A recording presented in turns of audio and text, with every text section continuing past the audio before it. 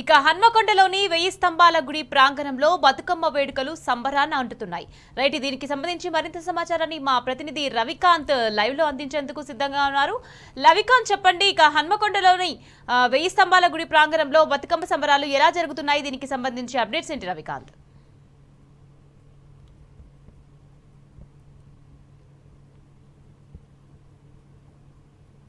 1000 స్తంభాల ఆలయంలో అంగరంగ వైభవంగా జరుగుతుంది. సాయంత్రం తర్వాత పెద్ద సంఖ్యలో మహిళలు 1000 స్తంభాల దేవాలయం దగ్గరికి చేరుకొని ఎంగిలిపూల బతుకమ్మ వేడుకల్లో పాల్గొన్నటువంటి సందర్భం. ఈ పండుగ నేపథ్యం కూడా తెలంగాణ అస్తిత్వంతో కూడుకున్నటువంటి ఈ పండుగ తెలంగాణ రాష్ట్ర ఏర్పాటు తర్వాత ఇంకా ఘనంగా జరుపుకుంటున్నటువంటి పరిస్థితి. ఈ ప్రాంతానికి ప్రపంచంలోని ఏ ప్రాంతానికైనా ప్రత్యేకమైన సంస్కృతి ఉంటుంది. తెలంగాణకు కూడా బతుకమ్మ లాంటి ప్రత్యేకమైనటువంటి సంస్కృతి, అంటే ఏ ప్రాంతానికి ఆ ప్రాంతంగా ప్రత్యేకమైనటువంటి సంస్కృతి ప్రపంచంలో ఉన్నటువంటి ప్రతి ప్రాంతంలో ఉంటుంది.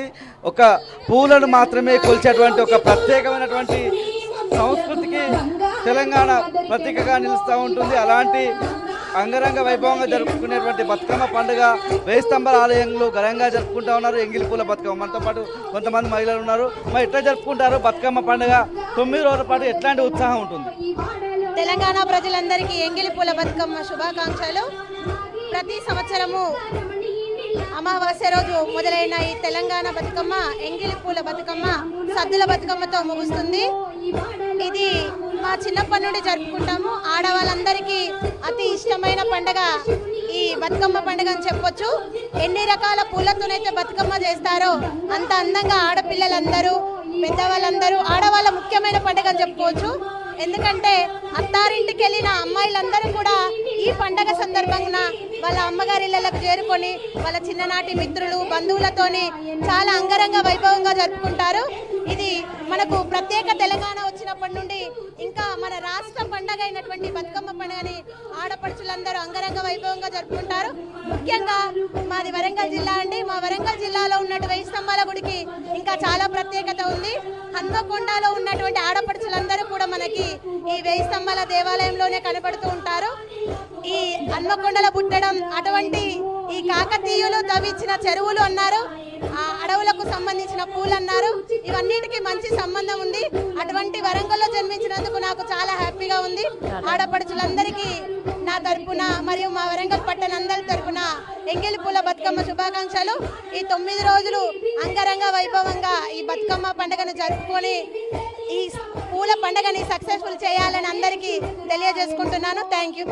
ముఖ్యంగా మీరు చెప్పినట్టుగా చిన్ననాటి స్నేహితులందరూ ఈ పండుగ సందర్భంగా కలుస్తారు.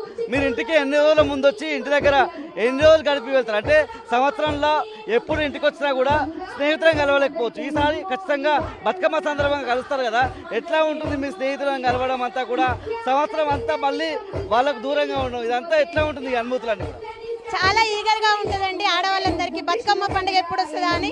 ఒక 2-3 రోజుల ముందు నుండే పండగకి సంబంధించిన చీరలు, లంగాలు అంటూ దానికి మ్యాచింగ్ బ్యాంగిల్స్ అంటూ ఆడవాళ్ళ హడావుడి అంతా ఇంత ఉండదు.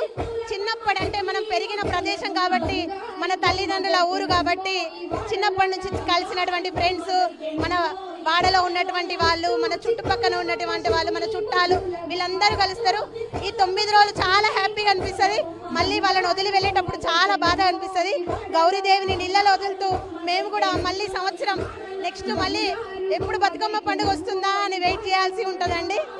ఇది మొత్తం చూసుకుంటే ఎంగిలిపూల బతుకమ్మ అంటే పితృ అమావాస్య సంబంధించి ఇవాళ మహాలయ సంబంధించినటువంటి అమావాస్య, మరోవైపు పితృ అమావాస్య. ఈరోజు ఉదయం పెద్దవాళ్ళను తలుచుకొని వాళ్లకు నివేదన చేయడం ద్వారా చేసినటువంటి భోజనాన్ని ఎంగిలిపూల బతుకమ్మగా, ఆ రోజు ఎంగిలి పడతారు కాబట్టి ఆ తర్వాత బతుకమ్మ పెరుస్తారు. దాన్ని ఎంగిలిపూల బతుకమ్మగా. మరొక వైపు పూర్తిగా నిన్ననే బతుకమ్మకు సంబంధించినటువంటి పూలను తీసుకొచ్చి నీళ్ళలో వేసి ఇవాళ ఆ బతుకమ్మను పెరుస్తారు కాబట్టి, నిన్న రాత్రే వచ్చాయి కాబట్టి ఎంగిలి పడతాయి పూలు అన్నటువంటి అంశంలో భాగంగా ఎంగిలిపూల బతుకమ్మగా ఉమ్మడి వరంగల్ జిల్లాకు సంబంధించి హన్మకొండలో ఘనంగా బతుకమ్మ వేడుకలు జరుగుతూ ఉన్న పరిస్థితి. సద్దుల బతుకమ్మ కూడా పద్మాక్షి ఆలయం దగ్గర జరుగుతుంది. చివరి రోజు వరకు ఊరు వాడ ఒక ఉత్సాహమైనటువంటి వాతావరణంలో బతుకమ్మ పండుగ జరుపుకుంటారు. ముఖ్యంగా ఎంగిలిపూల బతుకమ్మ ప్రారంభోత్సవ వేడుకలు కూడా 1000 స్తంభాల ఆలయం దగ్గర జరిగాయి. ఘనంగా మహిళలందరూ చేరుకొని బతుకమ్మ పండుగలు జరుపుకుంటారు. Right, thank you Ravikanth.